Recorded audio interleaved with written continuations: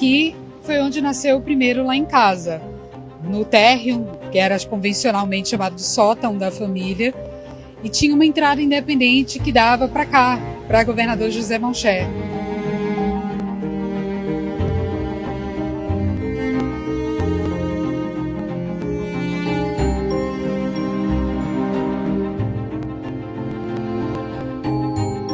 Paulo, então, já estava recém-admitido, recém-ingresso na UFPA.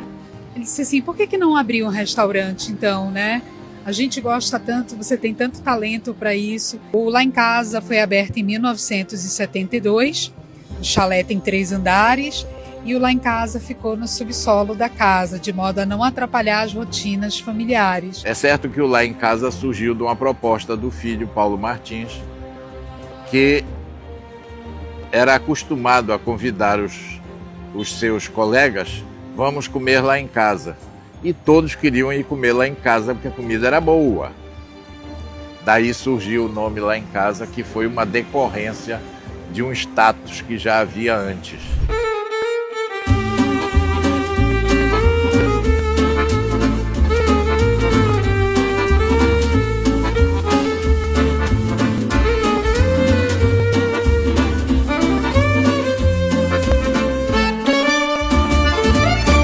Naquela época já foi escandaloso dedicar-se à cozinha, né, sendo neta de governador.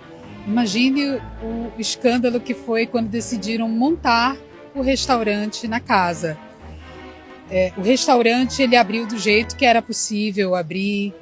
Tem umas passagens no livro que relatam que faltou tecido para cortar as toalhas da mesa, então eram tiras, eram centros de mesa, mas tudo feito num capricho gigante, mas ainda assim muito escandaloso, porque afinal de contas era uma neta de governador cozinhando para fora.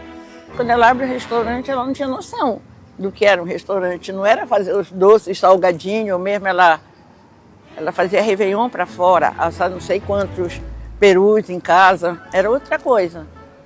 Aí que eu vi o quanto forte ela era, dela segurar toda aquela barra, sabe?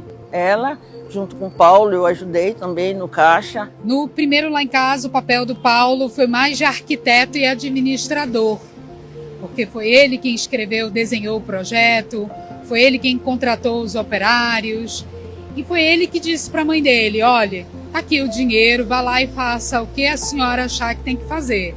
Mas a obra, quem tocou foi ele. Então, nesse primeiro momento, ele foi um sócio coadjuvante. Ele começa a flertar com a cozinha porque o volume aumentou desesperadoramente aqui. Vinham ônibus, eram ônibus no plural, de turismo, que estacionavam aqui perto para descer para almoçar aqui. Então ele passou a dar apoio para ela, porque para ele era muito natural, ele cresceu vendo a mãe cozinhar.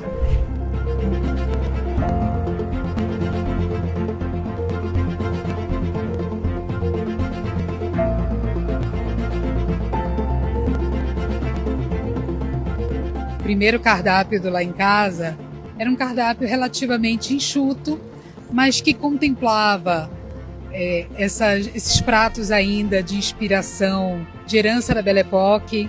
Então tinha peixe à Belle Meunière, tinha escalopes, tinha maionese de lagosta, mas existia o cardápio regional, que com o tempo foi se agigantando e foi engolindo os outros cardápios. As pessoas já tinham como referência comer comida genuinamente regional no cardápio do Lá em Casa. A gente tinha o lado internacional que você tem que ter, mas o grosso era pato, maniçoba, pirarucu, caranguejo, tudo isso aqui é o nosso básico, né? A nossa raiz.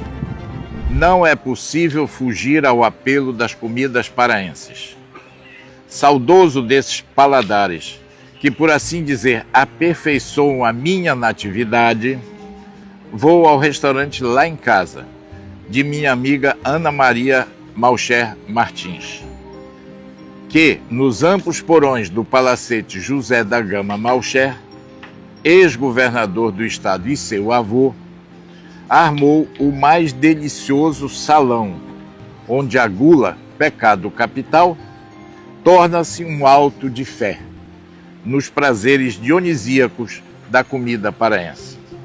O Lá em Casa é mesmo que um altar paramentado de apícios, radiante na profusão de pratos e na harmonia indígena de seus temperos e sabores.